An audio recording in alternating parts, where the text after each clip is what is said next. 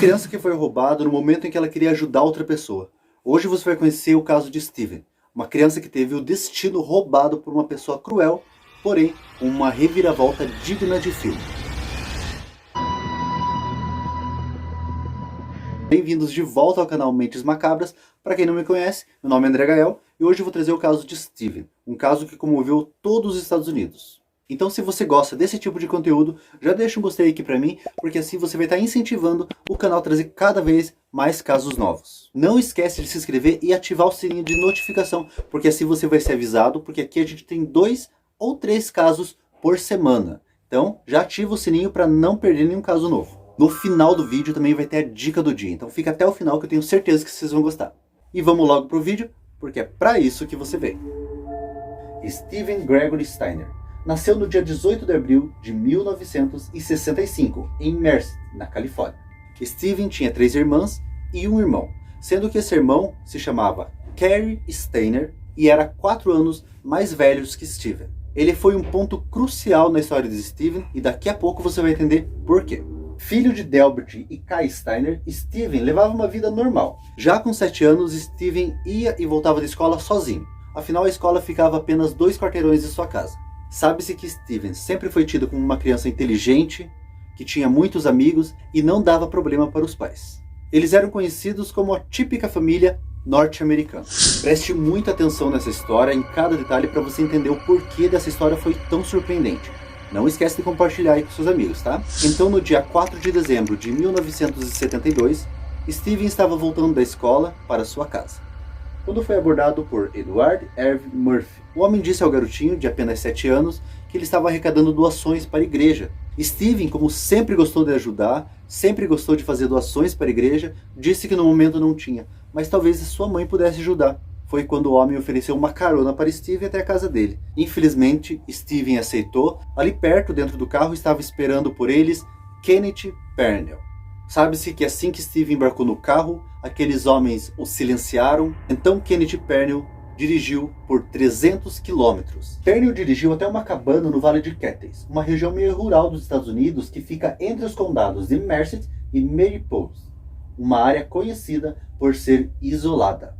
Chegando lá, Steven então foi submetido ao que seria apenas o primeiro dia de uma série de outros dias de lavagem cerebral. Pernell, o sequestrador, convenceu Steven que ele tinha sido doado pelos pais. Ele disse que os pais não estavam mais conseguindo criá-lo, então eles tinham doado a criança para ele. Ele conseguiu convencer a criança que a partir daquele momento ele seria seu guardião legal. Pernell nasceu no Texas e sabe-se que ele teve muitos problemas durante a infância. Abandonado pelo pai, ele passou a maior parte da sua adolescência de instituição em instituição. Sabe-se também que ele já foi expulso de várias delas, acusado principalmente por mau comportamento ou assédio. O seu histórico também envolvia muitas passagens por clínicas psiquiátricas. Ele também já foi preso por 4 anos por assédio a um garoto, e também por se passar por um policial.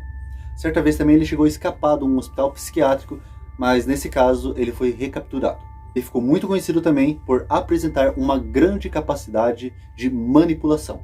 Foi assim que ele convenceu o seu cúmplice a sequestrar Steven.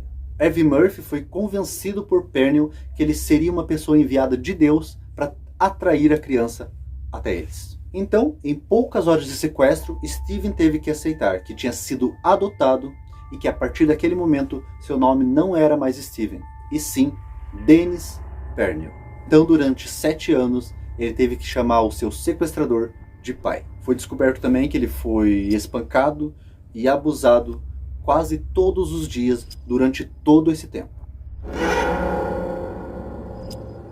Além dos abusos e das sessões de espancamento, Steven foi coagido pelo pai a usar drogas, fumar, beber bebidas alcoólicas e ainda participar ou assistir de orgias que ele fazia com outras garotas de programa. Lembrando, tudo isso enquanto ele ainda era uma criança e agora quase um pré-adolescente. Steven foi levado de um lado para outro da cidade, sempre mudando muito de escola.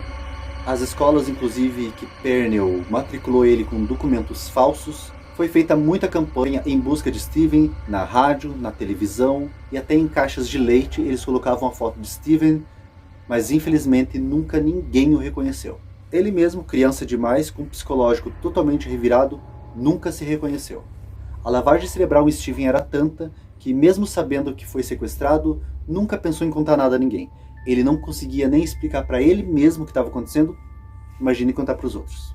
Quando Steve já estava com idade suficiente para saber o que estava acontecendo, vendo na televisão, ouvindo na rádio ou vendo notícias nos jornais, já era tarde demais, porque alguns anos depois a notícia já tinha esfriado e inclusive Steven já foi dado como morto. De alguma forma, a falta de informação só reforçou a mentira de que Steven tinha sido doado para Pernell. Steven então já era um pré-adolescente, e o desejo sexual de Pernell por ele foi sumindo. Então o bandido decidiu que era hora de encontrar uma nova vítima para ele se satisfazer. Pernell nunca se envolvia diretamente no sequestro de suas vítimas, por isso ele tinha os peões para fazer o trabalho sujo por ele. Dessa vez ele pediu e convenceu Bárbara Matias, uma amiga dele que também abusava de Steven desde que ele era criança. Então eles foram para sequestrar essa nova vítima, que ele já estava de olho há um bom tempo, porém deu tudo errado e eles não conseguiram sequestrar essa vítima. Ele então chamou Steven para ir com ele. Steven foi, só que Steven sabotou tudo, não tem informações de como ele fez isso, mas ele sabotou o sequestro e novamente eles não conseguiram sequestrar a nova vítima. Na terceira tentativa, ele chamou um amigo de Steven para ajudá-lo. Ele teria oferecido dinheiro e drogas para esse menino ir com ele, então o menino aceitou. Infelizmente, dessa vez deu tudo certo, então no dia 14 de fevereiro de 1980, Timothy White, de apenas 7 anos, passou a morar na casa de Pernell. E agora a gente vai chegar no desfecho de tudo isso. E agora você vai entender o porquê essa história surpreendeu todos os Estados Unidos. Não esquece de se inscrever e ativar o sininho, porque toda semana tem de 2 a 3 casos aqui no canal. Steven disse que se viu naquele garotinho. Então esse foi um gatilho para ele tomar uma atitude, já que ele mesmo nunca tinha tomado uma. Então no dia 1º de março de 1980, Steven esperou até que Pernell saísse para trabalhar e então fugiu com o garotinho. Os dois pegaram carona para Ukiah, na Califórnia. Como estava escuro, Timothy não lembrava onde ele morava, afinal ele tinha apenas 7 anos. Foi então que Steven disse que a única solução seria ir até a polícia.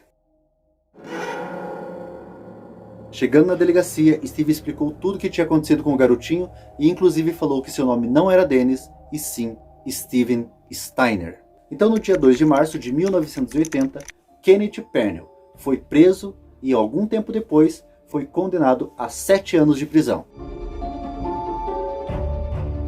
Porém, cumpriu apenas 5 anos, ou seja, menos tempo que ele permaneceu com Steven em sua casa.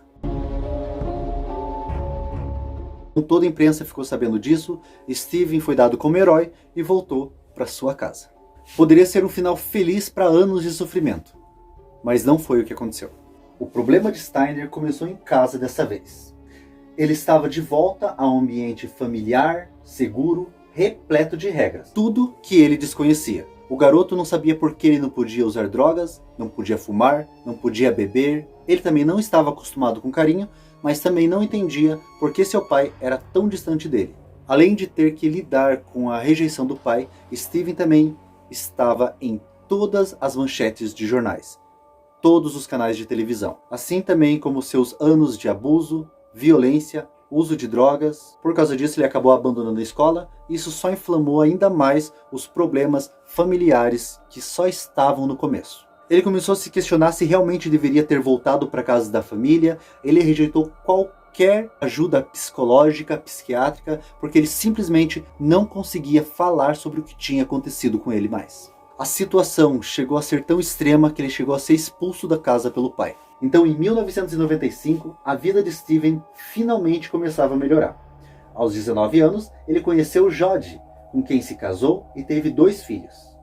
Ele começou a treinar para se tornar um oficial de segurança, mantinha debates sobre defesa pessoal e sequestro e até dava palestras e várias entrevistas. Como os pais de Steven estavam muito ocupados indo atrás da criança, indo em jornais, tentando achar o filho que tinha desaparecido. Eles acabaram não tendo tempo para cuidar das outras crianças. Foi então quando Cary Steiner, o irmão de Steven, quando ainda era criança, era 4 anos mais velho que Steven, porém na época que ele foi sequestrado, ele ainda era criança. Pediram para que um tio da criança ficasse com o menino. Foi um tremendo desastre, afinal esse tio que cuidava dele também abusava do irmão de Steiner. Inclusive ele viu uma cena horrível, que foi um invasor ter matado o tio na frente da criança. Ele foi estereotipado, perseguido, começou a se drogar e até tentou suicídio.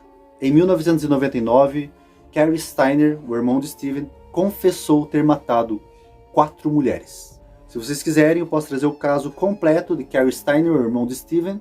Eu só não vou colocar aqui, senão o vídeo vai ficar muito longo, mas é só deixar aqui nos comentários que eu trago o caso para vocês. Quando Cary estava em julgamento pela confissão dos assassinatos dessas 4 mulheres, os pais testemunharam em favor dele, disseram que realmente eles haviam negligenciado ele quando ele era criança.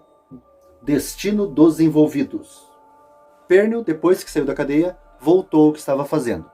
Arrumou um novo cúmplice para ajudá-lo a atrair uma nova criança. Ele conseguiu, só que dessa vez ele foi preso, onde morreu em 2008. Cary Steiner atualmente está na prisão estadual de San Quentin, onde aguarda execução. Ele foi condenado então aí por essas mortes à pena capital. E Steven Steiner, no dia 16 de setembro de 1989, teve a vida interrompida por um grave acidente de moto, enquanto ele voltava para casa. Steven Steiner travou uma batalha com seu psicológico corrompido e conseguiu se refazer, ainda que tenha sido impedido de continuar. Só que a pureza, a normalidade e a união familiar nunca voltaram para casa. Elas ficaram lá, no chão do seu cativeiro, corrompidas e quebradas para sempre. E se tem uma coisa que eu amo, é saber a opinião de vocês. Vamos continuar então o debate aqui nos comentários. Quero saber exatamente tudo o que vocês pensam aí sobre esse caso. Quero saber o que você achou sobre a pena de Kenneth Pernell e de como Steven tratou tudo isso. Já falei um monte de vezes. Você pode incentivar o canal, é só deixar um like aqui pra mim. Você também pode se inscrever e ativar o sininho, porque de 2 a 3 vezes na semana eu vou trazer um caso novo aqui pra vocês. Então ativa o sininho para não perder nenhum caso. Os dias fixos de caso são terças e sextas, sempre às 19h19. Dica do dia. E a dica do dia hoje vai para o livro 12 Horas de Terror. O livro fala sobre o narcotráfico e um rapaz que resolve roubar dinheiro dessa quadrilha, se metendo numa bela enrascada e ainda leva consigo pessoas inocentes. Miguel, Júlio e Ruth. Eles vão estar no mesmo barco, porém com perspectivas bem diferentes.